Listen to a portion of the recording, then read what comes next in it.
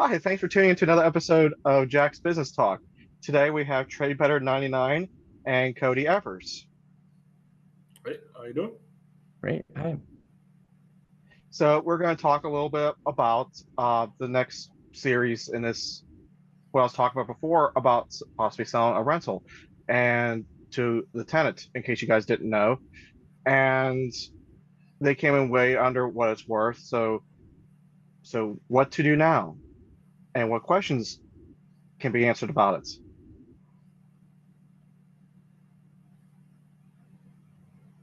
So some facts about it is it's worth about 110. When I finish with everything, it'll be worth about 130. I stuck about $20,000 into it. I paid 67.5 for it, and the tenant offered 55. Hmm. That's very low. Yeah, it's horribly low. Yeah. Yeah. I guess my first question is, how does the neighborhood look? Is it moving fast or has it slow? Are the prices going up or down? There's a few questions I have about that. What They're would make him want to ask that price? they're going up. I don't know why he would ask that. I know that the street isn't necessarily the best street for parking and stuff, but I think he's trying to pull comps off of houses that have sold on that street recently that are foreclosures that are need complete gut jobs and stuff, and they're selling for like 25 to $55,000. I was actually Okay. thinking about picking one of them up, not even so much to not even so much to build on it, but to potentially just so I could then put the two properties as combine them, merge them into one, and then put a parking lot in between the two houses. Ooh. All right. So, do you have other comps in the area that would be at the 130 once everything's completed? Yeah, I got lots of comps, and even my realtor already ran them. Okay. He So they. actually he actually ran comps. The tenant was saying that the his dad's house, which is on the other side of it, wouldn't even pull that, and he pulled comps for his dad's house just because he just sold a place. He was wrapping some things up, so he just did a drive by and a quick look on the outside as he was driving, and said his house would sell for 130, and the tenant was wrong about him saying it was worth 65. Yeah. So did you tell him what you're looking for a price, or did you just get the information from the tenant so far? I told him what I was looking for, and he said that he was looking more at the 55 range. So I mean, I just think we're not going to dis or agree at all. So obviously, selling to him is out. But Mhm. what I was potentially thinking about doing is listing it and selling it at the 110 mark, or potentially just not doing the sell at all, and just putting the last about 30K into it and just holding it. The problem is the last 30K isn't going to really raise the value after it's done. Maybe about 10,000 for 30K worth of work. But it's all stuff that has Yeah. to be done though. So it's like all the mechanical stuff. Yeah, there's a retaining wall that has to be put in to keep the foundation strong and secure because there's a hillside in front that slowly keeps wearing away a little bit. So I want the retaining wall, put that in, put a new metal roof on top, and the other thing is just to help curb appeal, and that's just to do siding on Okay. on the outside. Okay. It's interesting. And so, say if you get the other spot and add parking, could you potentially charge for parking since you said it's so low there? I was just thinking of maybe long-term recoup. I'm thinking if I did or grab the place next door, there's always the opportunity to potentially do it, but I think it's just not the norm in that area. Gotcha. So I think trying to charge wouldn't really go well, but I think it would help optimize me getting max rent I think it would help me do that though. Where like that street in particular is like $200 less than the whole rest of the town that the place is in, just because of parking. Where now I can be at average now. Interesting. Okay. And So how long if would it? Oh, go ahead. I was just thinking, so if you sold it at 110, would it cash flow for someone else buying it, or are you targeting owner occupants? For 110, that would put the mortgage at, yeah, cash flow. Yeah, it's still cash flow because it would probably be about $800 to $900 a month on the mortgage, and pretty much the upstairs, which is larger, would almost cover the whole mortgage payment, and the downstairs would be sheer profit. Oh, so it's a duplex? Yeah. Okay. Oh, gee.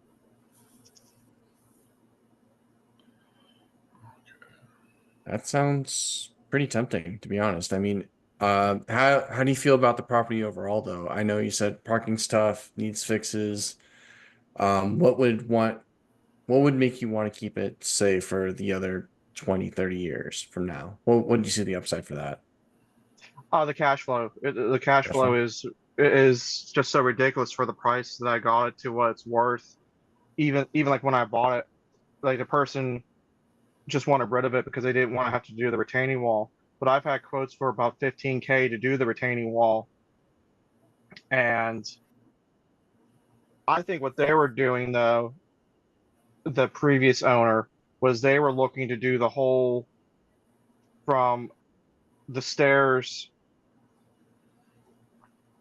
all the way to the end of the property, and that's like 60, 70 feet, where I'm looking on just taking it, I'm looking at taking it like 40 feet, like 10 feet past the house, and each tier Mhm. gets shoved over 10 feet.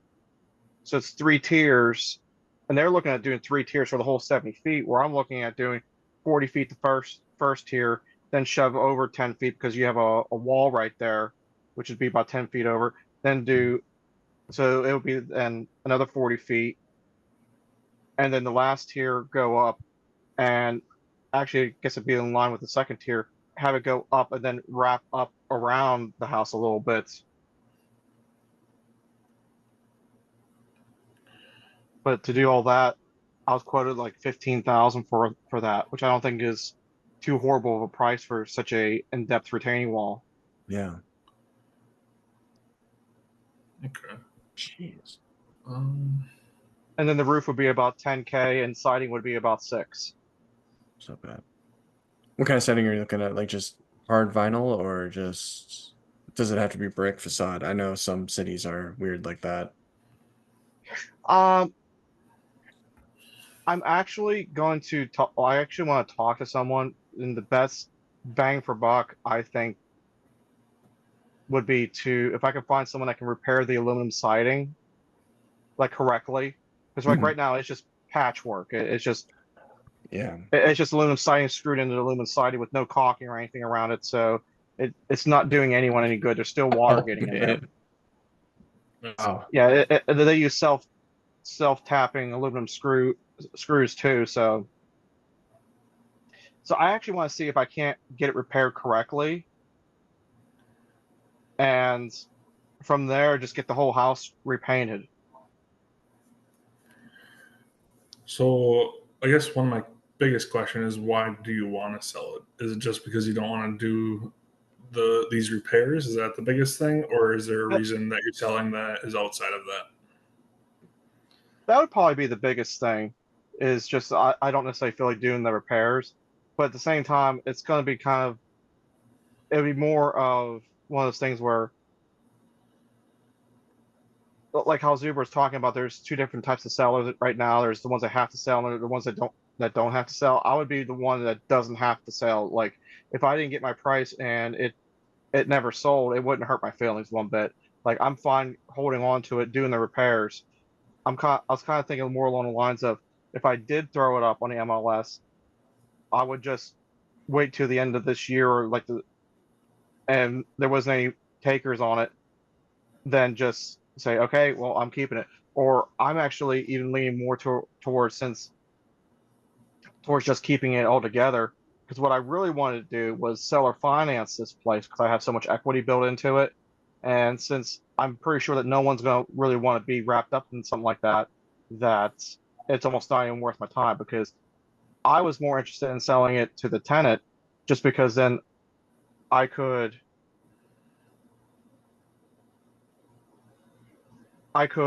go and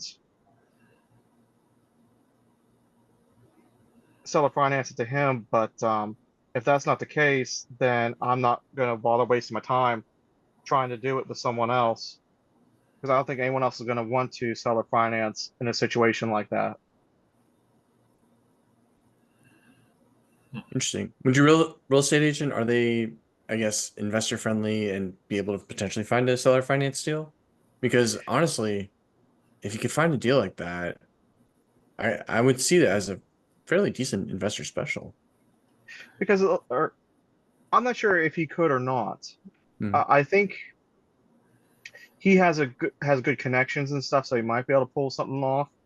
But I think he focuses more on bigger rentals than what I typically do. Gotcha.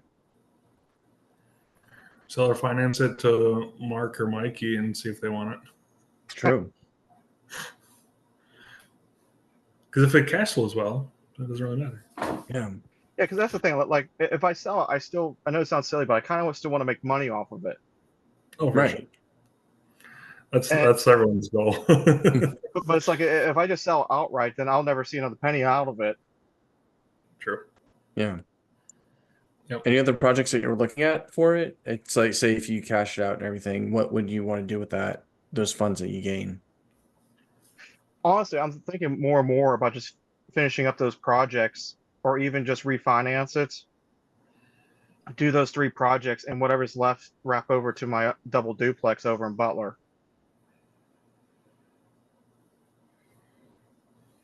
Interesting. I switched cameras. The other one disconnected again. I'm tired of playing with it. Not a problem. We all good. So I think you got to decide what you want to do with the money. Like, can you find another good, duplex that would cash flow as well, or is it worth spending the 25 grand or whatever it's going to be in this place? And is the ROI good on that, like long term? Just add it to what your down payment was and see if that ROI makes sense, or is it worth cashing out, getting your chunk, and then reinvesting it into your other project? Yeah, that's the part I'm trying to decide on now because it's like if the 25K would buy me another rental property, but the 25K would also make that refinancing it would make that place bulletproof and finish the one I'm working on, and then I would still get my money back out because I'm already sitting on 50K worth of equity on that one I just bought, which then after I combine those 2 properties into one, it should be worth about 315, and it'd be all complete and stuff, and I could refinance that one, get a tenant in there, or house hack that one because I was thinking about living into the one place, renting out a bedroom in the fourplex then at that point because it's 2 duplexes tied under the same roof. Then I'd probably get enough money from that one to go buy another one.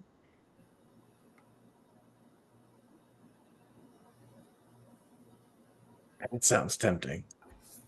I'm honestly thinking about going more that route just because it would help finish multiple projects all in one hit. Yep. Yeah. Yeah, I'd agree. It's a better long run play. It's like, I know selling it would make sense if you just don't want to do it, and if you have an idea for something else that you want to do now. I mean, if you have such a equity monster right now, I mean, it's hard. It'd be hard for me to part with it, to be honest. Yeah, I kind of don't want to part with it. And the other thing is too, like we are talking off camera, was I don't know if by me selling it out from underneath the tenant, if he's just going to make it a pain in the ass trying to sell it, and he's just going to go and sabotage every single deal. Yeah. Yeah, your only alternative is to sell it vacant. Yeah. So I know some people like it vacant and some people don't. So it's a personal choice there. Mhm. I see it both ways. Some people like just having the tenant in there, then they know they're cash flowing right away. Some people like putting their own tenant in so they can make sure they get the right tenant. So Yeah. I've seen it both ways. Yeah, I personally, for me, it doesn't matter. I like them half empty, just so it's not a complete loss. But I like their lease to be winding up so that if they are a bad tenant, it's just easier to get them out. Right. Yeah.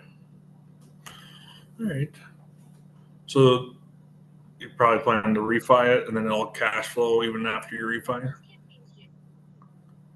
Sorry, my TV decided to kick on for a second. I missed what you said. So after you refi, it would still cash flow well. Yeah, I wouldn't even take it to the 110, honestly. I'd probably would only do like maybe 90,000 So or even 80. Yeah. I'm gonna say you probably only can refi up to 80%. So what would Mhm. that 80% number be? Probably 90 something, I'm guessing. Okay. Yeah. All right. Yeah. And Yeah. use that for something else. I like it. I like it. It's the cash flow and you keep it. Yeah, makes sense to me. Yeah, because when I was listening to Jared talk about his story on one of the accountability meetings, it kind of gave me the idea that this the single bedroom one, if I could find the right person, I was like, I should actually fix that one, rent that one out, talk to the mortgage company, be like, oh, hey, I'm switching to the one next door, move into that one, and after I finish that one, move into that one, and then try to find someone I trust to have move in and give me some money because I think 600 for that one for a bedroom in that place is fair, but that's $600 I wouldn't have otherwise.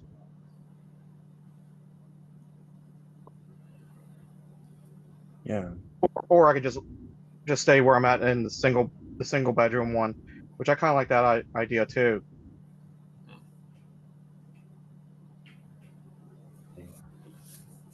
Trying to think. Um, Yeah, I would say that would the other place be move-in ready right away, or how much work would that be that you think to be going in for it? After I get moved into the single, and that's the thing, like I have to get moved into the single Right. bedroom one before I can start the other project. But honestly, after listening to Matt and stuff, I don't think it's going to be as horrible. It's just a phone conversation. Someone's going to come in and rip up all the flooring. I'm going to treat for all the cat pee. And Cody, I don't think you were there for the accountability with Frank last week. No. I'm not sure. I'm not sure if you were, Uh, no, not last week. Yeah. but I was talking to Frank a little bit, and he had a good idea after treating everything. I was talking to him about cleaning paint guns and stuff, and what's the process. And he was saying you don't want to use uh, oil based and your new paint gun system because it's so much harder to clean. And that got me thinking. It's just like I got old paint guns I used to use in the auto body shop that the nipples are going to be starting to rust up and stuff. It'll be perfect for just throwing that stuff down because 90% of what I'm going to be spraying is probably the floor and maybe only like a foot high or a foot or two or 3 feet high off the floor. It's like I could spray all that with the old paint gun, Yep. Yeah. and after I'm done with that, just throw it away. Who cares? It was There you go. a $60 paint gun back when I bought it. I mean, I tenfold at least. I probably more like 100x my money off of that paint gun from all the years I was doing it, and honestly, it wouldn't hurt my feelings to throw it away. Yeah, definitely use its life. Yeah, I used that paint gun for almost 5 years, so I mean, it's not gonna. it's not really going to affect how I feel about it. It way outlived its life expectancy. Yeah. And I was even thinking to myself, it's like I actually got two paint guns. I was like, I could do this a second time. Yeah. So if the fact that you can move in so fast potentially, I mean, would it be worth it? I mean, because yeah, I like the idea of what Jared was talking about, like just move in, get your year in. I mean, what's the current rate right now? Is it's like it's sub 6 for what some people are talking about. I I got it mean, back in June when the rates were a little higher. mhm, Um, yeah, the rates were like 7.2 at that time, and somehow my yeah, lender was able to get a 6.7 rate on it. nice. But he said in order to secure it, that the biggest problem was my debt to income ratio. He said if I wanted to do 5% down, he said you're going to be paying 8.1. Yeah, He said if you want the 6.7, I have to put down 15% of it. Okay. yeah, that sounds about right. But in all honesty, it wasn't that horrible trying to do all that. No, Yeah. All right. So you ended up doing the 15%. Yeah, I ended up doing 15% for the one that I was living in and 25 for the other one Okay. because it's two duplexes, but I believe it used to be a fourplex just because it's all the buildings all connected to each other, Sure. but there's like a yeah, walkway right down the middle of it. All right. So then you're thinking about moving into the other one, and then kind of cash out refinancing that one. Yeah, I'm thinking about moving into that one and cash out refinance that one. Yeah, that's what yeah, that's honestly what I just did with the building I'm in right now. Is so I bought the one next door, and that one was way back when we were getting 3 3/8. So I have nice. that on that one over there, and then this one was a little bit more functional for our family. So we decided to move over here, and then I just um, refinanced this one, and I think I changed. I didn't change the rate a whole lot, but I extended the amortization from 25 years to 30 years, and then the rate from 7% to 6.5%. So like just those couple tweaks went from like a $200 difference. So it makes a big difference. Yeah, Yeah. Yeah. So that's I literally just did it with the place I'm living in. So it sounds like that same situation is what you're planning on doing. But yeah, that's the way to do it, man. Just live in it for a year, and then you're yeah, good to go. Yeah, because I think after I do that, honestly, I was talking to Cynthia a little bit about it. I was like, I don't think I want to. I might buy one more rental property, but it's going to be just a sheer investment up in where I bought this one. But I was like, I actually want to try and get closer to the city a little bit as like a owner occupant and do it all over again. But I think I want to try and find a certain type of house, you know, kind of like something I can easily split up into a upper upper over type of thing. yeah, Yep, Like makes sense. that way I can rent out the basement and take the whole upstairs or vice versa. I don't really care. I'll probably just take whichever one's smaller, honestly. Yeah, you got to do what's better fit for you going forward. That's what our decision was mostly made for our family. Like the benefit was that we changed the loan up, but it's more functional. So Yeah. now we're even looking at not tomorrow or anything, but eventually looking for another duplex that is even a more functional place for our family. So we've been thinking about that too, and that's just like at some point, house hacking, yes, is a great idea, but you got to do what makes sense and make you in a more comfortable position so you can do it longer. So Yeah. even like I don't think we'll ever do like the luxury house hack situation, but to keep improving and get like a nice side by side duplex that works even better and have a lot more space, for our young family. So you got to do what you got to do.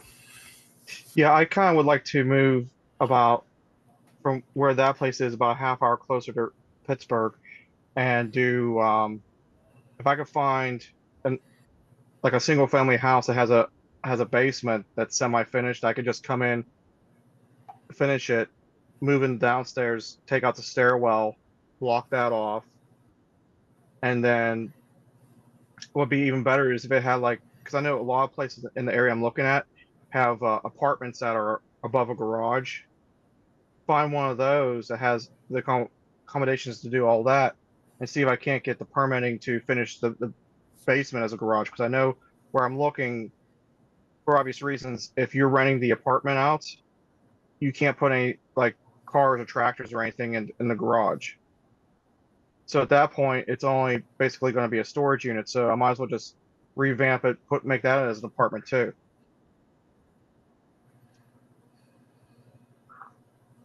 Yeah. Sounds like a great plan. I would agree. Yeah, so I think I might call the mortgage company tomorrow and see what they say then. Okay, cool. And would your plan to be for the future, like being closer to, I guess, near the universities, or to have more long-term or midterm flow, or where? I'm not sure if I understand the question. Oh, sure. Sorry. Yeah, it's like I was thinking like what you were talking about, like moving closer to downtown and everything. So for looking for Oh, other okay. spots, are you looking towards like Pitt and Carnegie Mellon or stuff like that, or?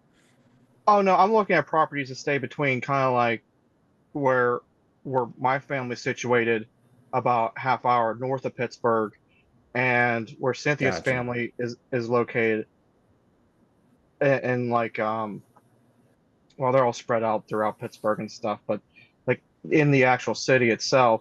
So I was looking at places trying to get in the middle, and where I bought the double Gotcha. duplex, it's 20 minutes past where my family is, so it's almost an hour. So that's kind of why but I think I found a nice little honey hole niche because as I was growing up, it was Class D properties. No one wanted anything to do with this area. It was any drug you can imagine. It was the funnel for Pittsburgh. It went through that area and went right into Pittsburgh. Oh But wow. I mean, there was people that would murder you over a Kit Kat bar. It was Wow. bad. But over like the past like Yikes. 10 or It's 15 tough. years, it's greatly switched around. And with the closing of some of the steel mills and the railroad company, all, I'm not going to be politically correct, but all the losers in that area have moved on. I mean, there's still an area where you want to avoid, but it's gone from avoiding that Hmm. entire little miniature city to basically, if you imagine the whole city as like a circle, you now have a C shape that you can now invest in, and you just want to avoid the one part of it. Gotcha. Got it. Makes Cool. sense. Yeah, I'll definitely move closer, make life easier. Like real estate is great, but you got to do stuff that's functional for you and your family. Like Hmm. honestly, like there's a certain point where you got to transition from doing anything to just get a little bit better and move the needle to all right, let's transition a little bit. We got a couple properties on our belt. Let's make life a little bit more functional, a little bit easier going, and that kind of thing. So I definitely agree with what you're doing. You kind of got a couple of places under your belt. Why don't you do something that makes more sense for you and your family? And I think I would agree with that, and that's what I've done too. Yeah, because I think a year of doing this is okay, but I'm just between the gas mileage, the extra time of drive time, and all that stuff, it's going to get old pretty quick, and I don't think I'm going to want to stay there long term. Right. Right. Agreed. But you have a good plan. So I would, yeah, definitely talk to the, yeah, realtors, everything. Yeah. Yeah. Keep us updated with everything as well. I like where you're going with this. Yeah, I'll the one thing I wish I would have had for this video, and I'm not sure if I can pull it up quick enough or where to even find it. Oh, I didn't know I couldn't do that. But the one thing I'll try and find it and I'll share it with you guys real quick.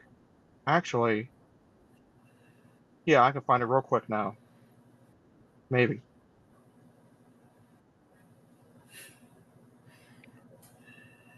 I forgot my phone is plugged into my camera, or my phone is plugged into my laptop right now, so I should be able to find the picture real quick.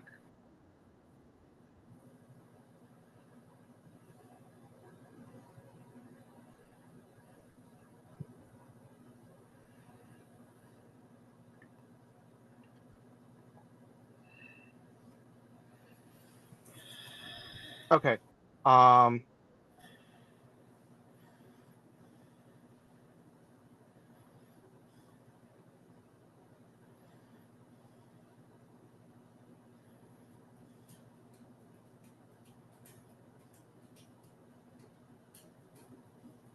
And how do you find deals like these? Is it just through MLS or is it through? it's just the MLS I do. Can you guys see the picture? Nice. Yes. Okay. Yep. So, can you guys see my mouse? Yep. Okay. So this wall here has been fixed, and it's now all concrete and stuff the whole way around both sides. But this is what I was talking about, this steep wall. It's probably about 3 feet higher than I am. So ballparking is probably 10 feet high, but it's super steep. So what I was gonna do is run a retaining wall, kind of like from behind this vehicle here, all the way to kind of like where the cars have been pushing it back anyway, along Yeah. there, and kind of ending it almost. I think I was measuring this crack, or no, there's another crack in the floor like over here.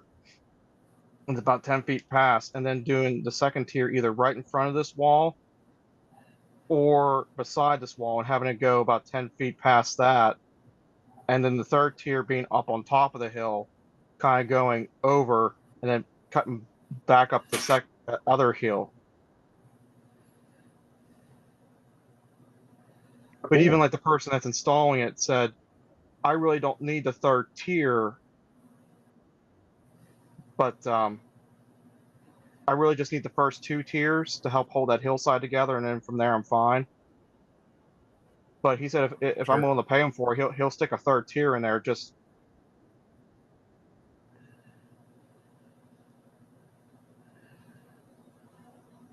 Yeah, I mean, you can try the first two, and then if you can tell like a year later that it's going to be bad, then just add the third one. Yeah. Start with the two, see how that does, because that'll make a big difference.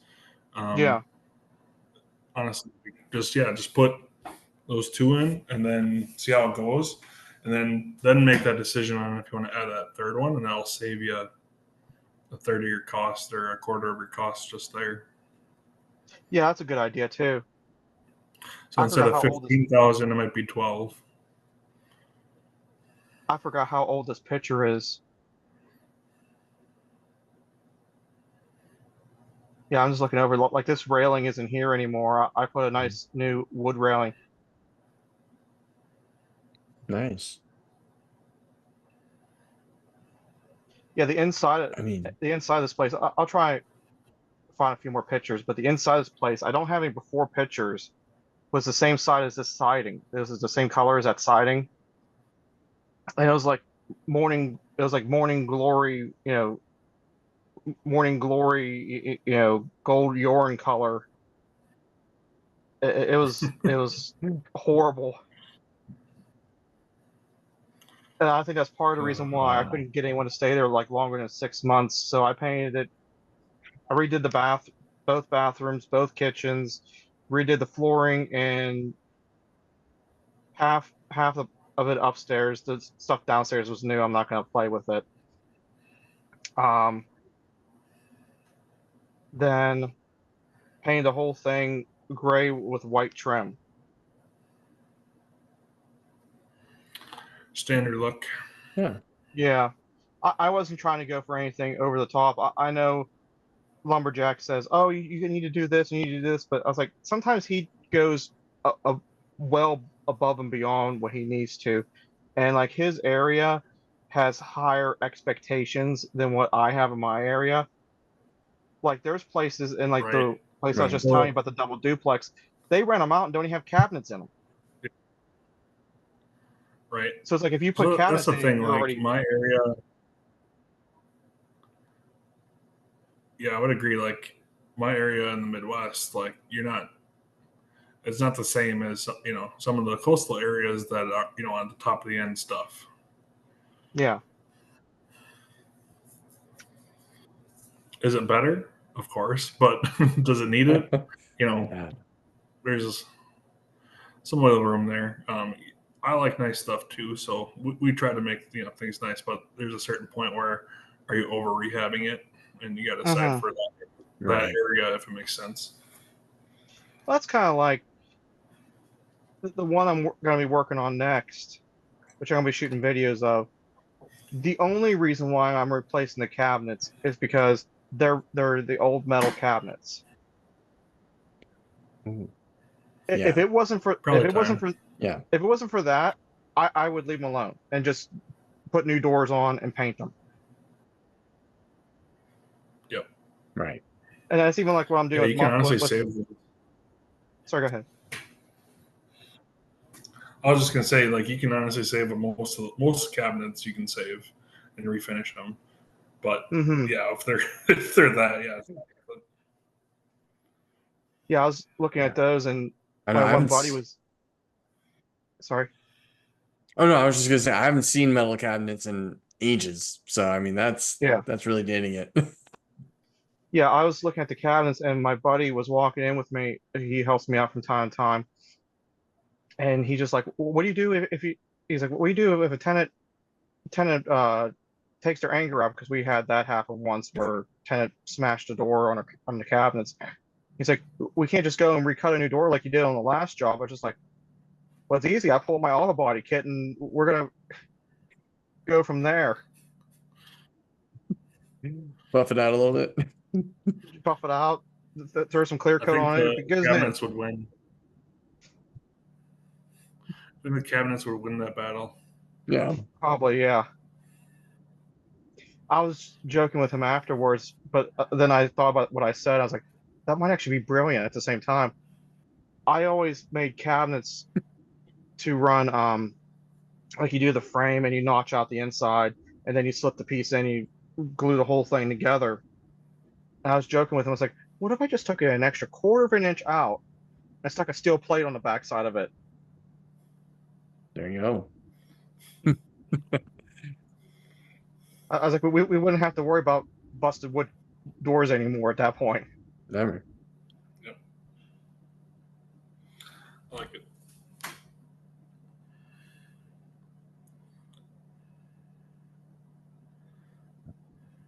All right. We'll go ahead and wrap this up. Thank you guys for joining me on this episode of What Not to Do with a Rental Properties. There you go. Thanks so Thanks for much, tuning Jack. Thanks for tuning in to Jack's Business Talk.